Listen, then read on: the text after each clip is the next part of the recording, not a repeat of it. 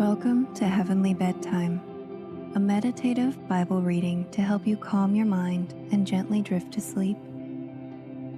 If you enjoy the show and would like to help support me, you can do so by becoming a member on my Buy Me a Coffee page. You can find it at buymeacoffee.com/heavenlybtpc. You can also make a one-time donation on Buy Me a Coffee or through PayPal. You can find links to both of those in the show notes. And you can also find me on Instagram at heavenly_podcast, where I post about upcoming episodes. It also helps me a lot just to leave a rating and review and share the show with someone you think could benefit from listening. Thank you so much for your support. Don't forget to follow or subscribe so you don't miss any upcoming episodes. Today, I will be reading Exodus 12 through 14. But before we get into the Word, take a couple nice, deep breaths and think about your day. What can you be thankful for today? Let's take a moment to be thankful and ask God to bless this bedtime.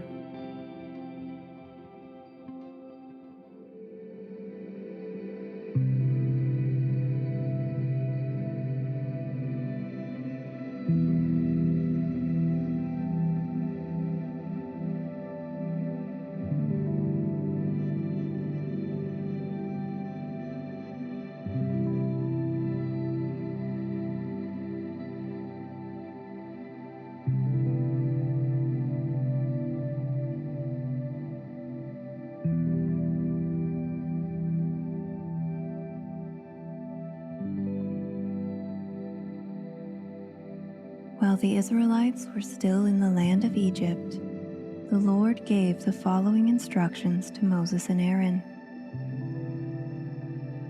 From now on, this month will be the first month of the year for you. Announce to the whole community of Israel that on the 10th day of this month, each family must choose a lamb or a young goat for a sacrifice. One animal for each household.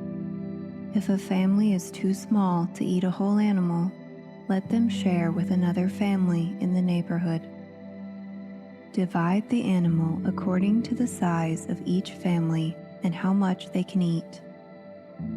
The animal you select must be a 1-year-old male, either a sheep or a goat, with no defects. Take special care of this chosen animal until the evening of the 14th day of this first month. Then, the whole assembly of the community of Israel must slaughter their lamb or young goat at twilight. They are to take some of the blood and smear it on the sides and top of the doorframe of the houses where they eat the animal. That same night, they must roast the meat over a fire and eat it along with bitter salad greens and bread made without yeast. Do not eat any of the meat raw or boiled in water. The whole animal, including the head, legs, and internal organs, must be roasted over a fire. Do not leave any of it until the next morning. Burn whatever is not eaten before morning. These are your instructions for eating this meal. Be fully dressed, wear your sandals, and carry your walking stick in your hand.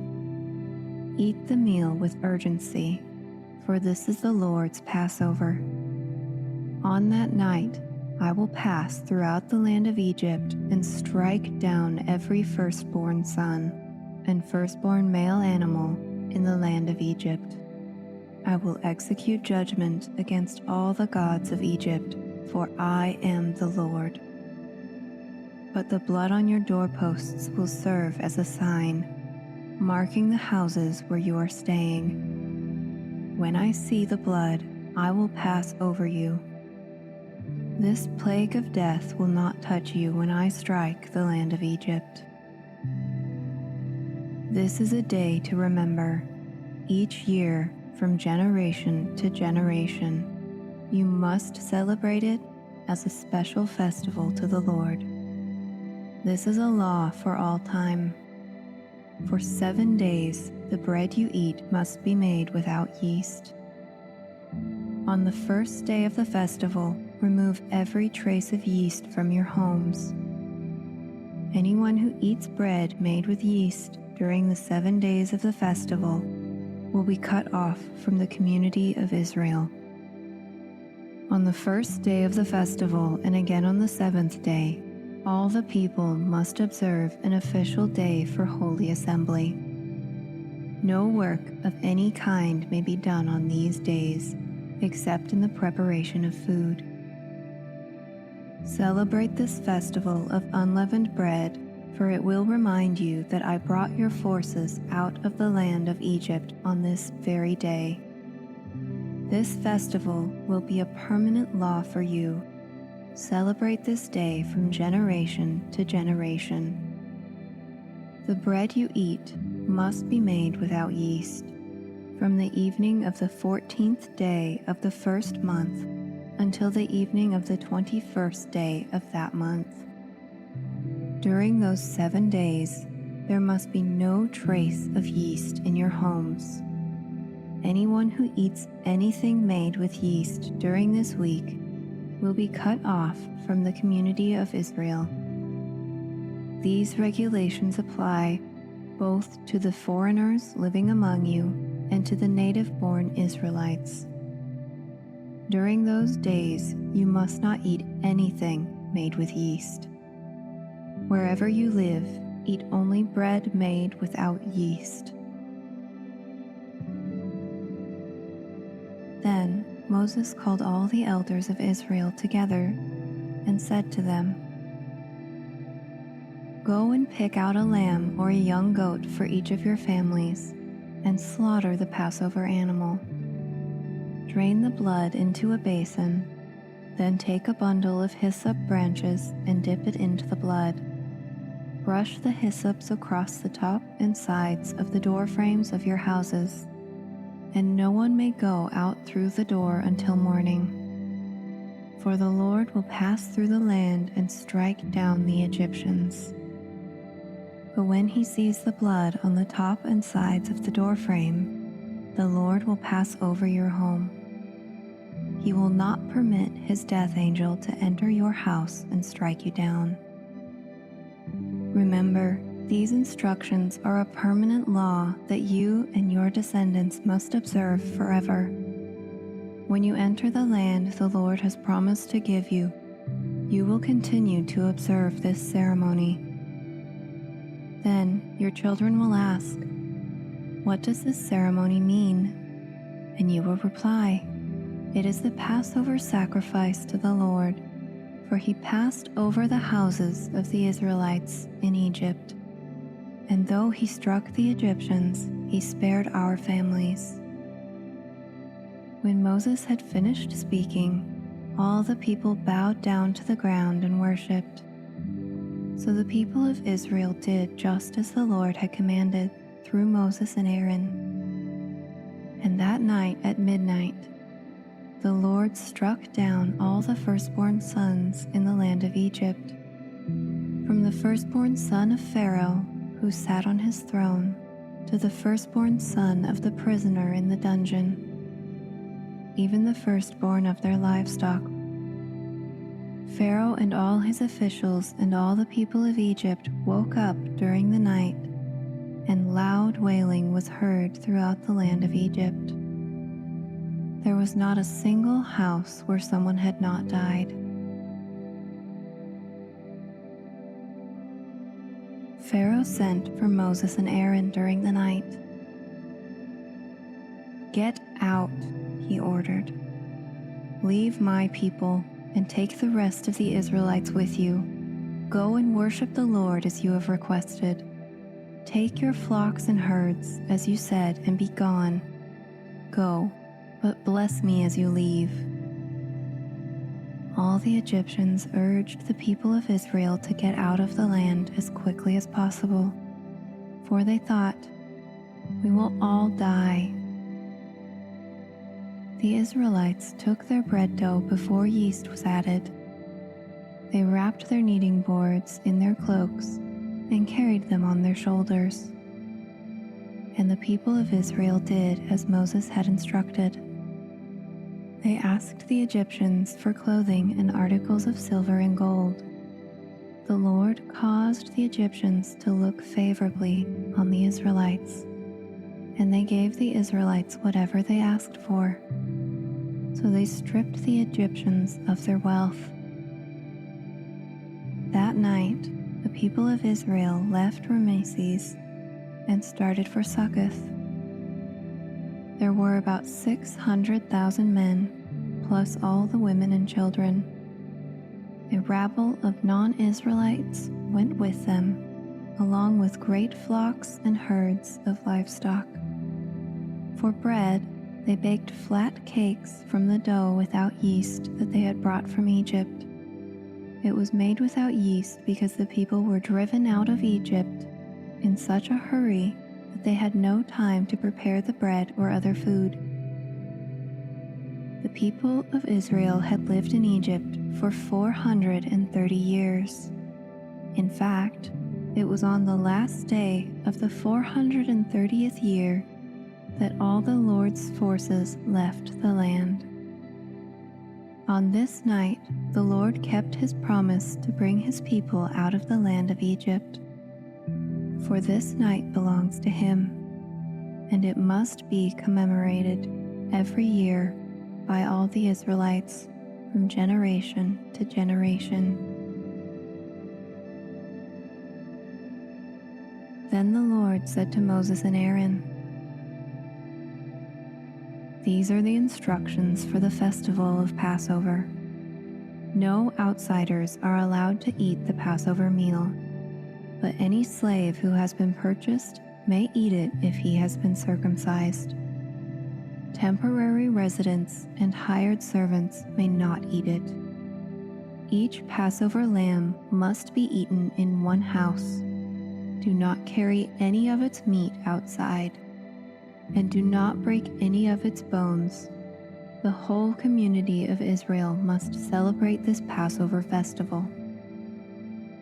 If there are any foreigners living among you who want to celebrate the Lord's Passover, let all their males be circumcised. Only then may they celebrate the Passover with you like any native-born Israelite. But no uncircumcised male may ever eat the Passover meal. This instruction applies to everyone, whether a native-born Israelite or a foreigner living among you." So all the people of Israel followed all the Lord's commands to Moses and Aaron. On that very day, the Lord brought the people of Israel out of the land of Egypt like an army.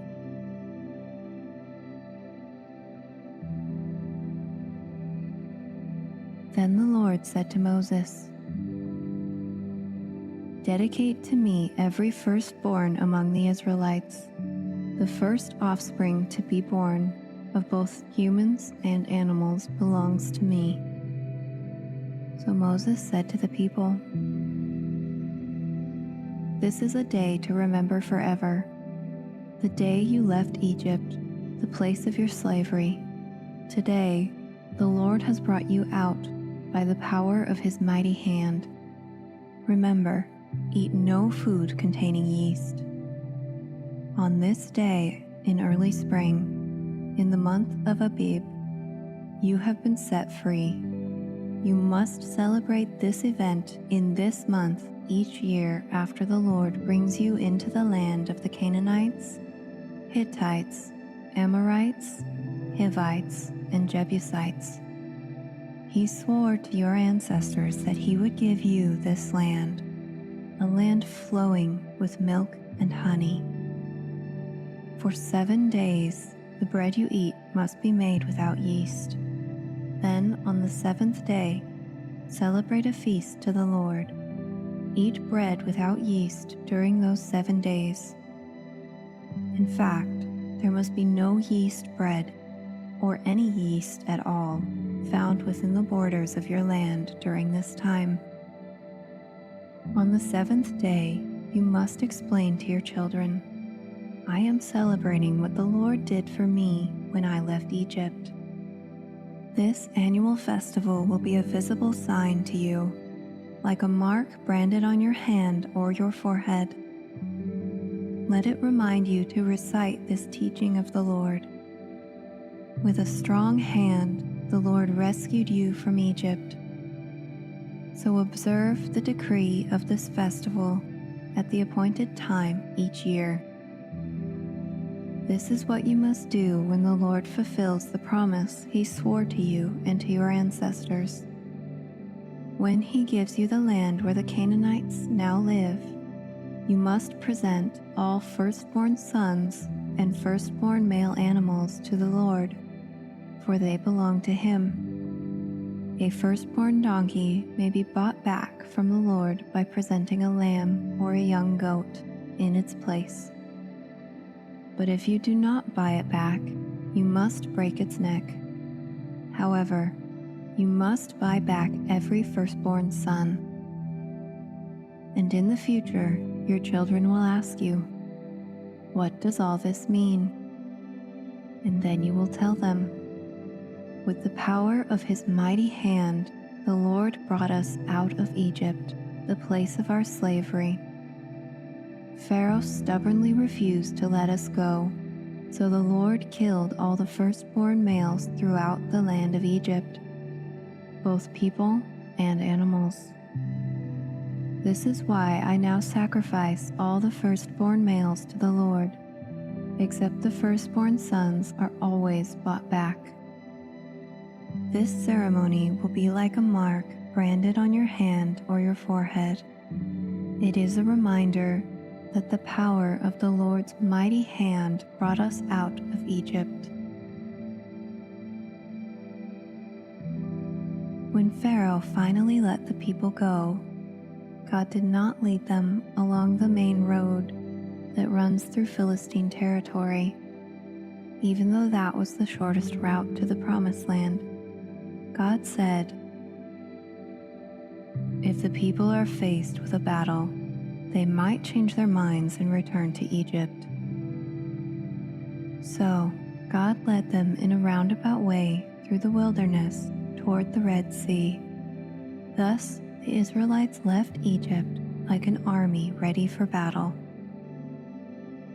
Moses took the bones of Joseph with him, for Joseph had made the sons of Israel swear to do this. He said, God will certainly come to help you. When He does, you must take my bones with you from this place.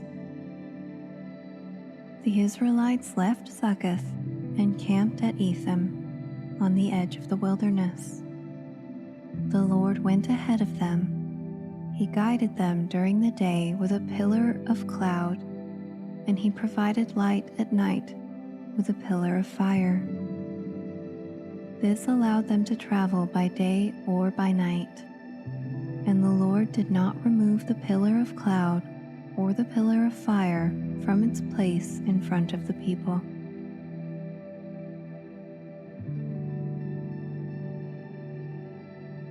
The Lord gave these instructions to Moses. Order the Israelites to turn back and camp at Pi-Hahiroth, between Migdol and the sea. Camp there along the shore, across from Baal-Zephon. Then Pharaoh will think, the Israelites are confused, they are trapped in the wilderness. And once again I will harden Pharaoh's heart, and he will chase after you. I have planned this in order to display my glory through Pharaoh and his whole army. After this, the Egyptians will know that I am the Lord. So the Israelites camped there as they were told. When word reached Pharaoh, the king of Egypt, that the Israelites had fled, Pharaoh and his officials changed their minds. What have we done, letting those Israelite slaves get away? they asked. So Pharaoh harnessed his chariot and called up his troops. He took with him 600 of Egypt's best chariots, along with the rest of the chariots of Egypt, each with its commander. The Lord hardened the heart of Pharaoh, the king of Egypt, so he chased after the people of Israel, who had left with fist raised in defiance. The Egyptians chased after them with all the forces in Pharaoh's army, all his horses and chariots, his charioteers, and his troops. The Egyptians caught up with the people of Israel as they were camped beside the shore near Pi-hahiroth, across from Baal-zephon. As Pharaoh approached, the people of Israel looked up and panicked when they saw the Egyptians overtaking them. They cried out to the Lord, and they said to Moses, "Why did you bring us out here to die in the wilderness? Weren't there enough graves for us in Egypt? What have you done to us? Why did you make us leave Egypt? Didn't we tell you this would happen while we were still in Egypt? We said, 'Leave us alone. Let us be slaves to the Egyptians.' It's better to be a slave in Egypt than to die in the wilderness." But Moses told the people, "Don't be afraid. Just stand still and watch the Lord rescue you today. The Egyptians you see today will never be seen again.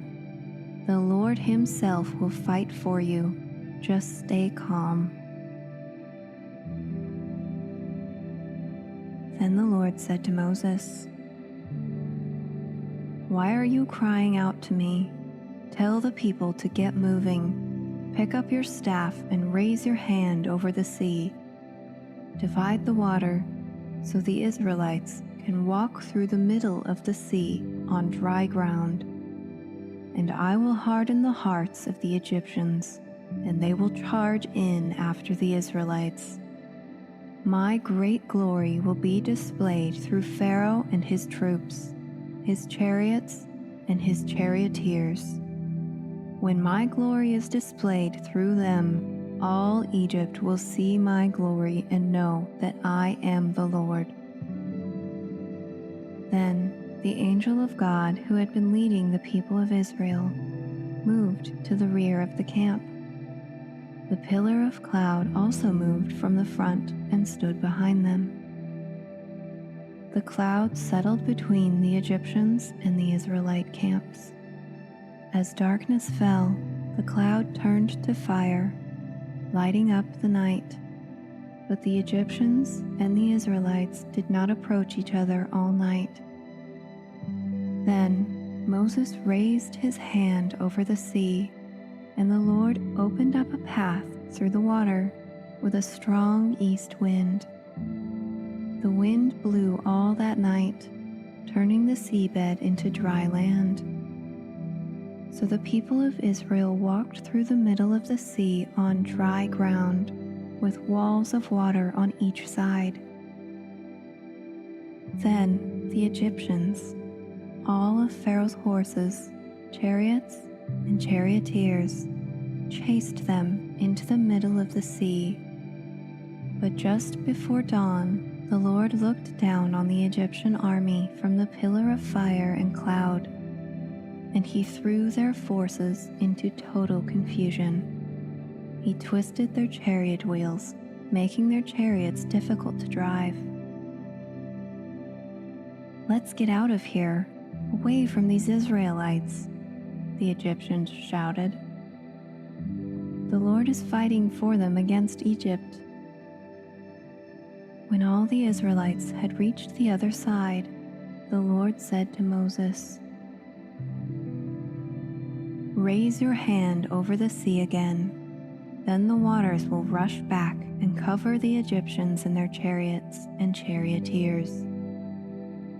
So, as the sun began to rise, Moses raised his hand over the sea, and the water rushed back into its usual place. The Egyptians tried to escape, but the Lord swept them into the sea. Then the waters returned and covered all the chariots and charioteers, the entire army of Pharaoh. Of all the Egyptians who had chased the Israelites into the sea, not a single one survived. But the people of Israel had walked through the middle of the sea on dry ground, as the water stood up like a wall on both sides. That is how the Lord rescued Israel from the hand of the Egyptians that day. And the Israelites saw the Egyptians washed up on the seashore. When the people of Israel saw the mighty power that the Lord had unleashed against the Egyptians, they were filled with awe before him. They put their faith in the Lord and in his servant Moses.